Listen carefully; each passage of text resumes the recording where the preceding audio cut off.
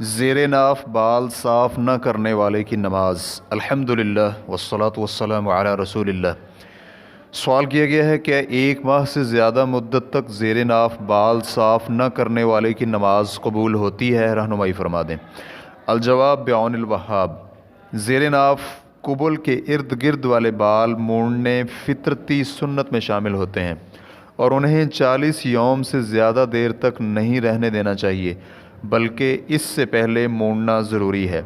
اس کے متعلق حدیث بھی وارد ہے، اور 40 یوم سے زیادہ مدت کی تاخیر کا نماز کی صحت پر کوئی اثر نہیں پڑتا، بلکہ ایسا کہنا شرعی احکام سے لا علمی اور جہالت ہے۔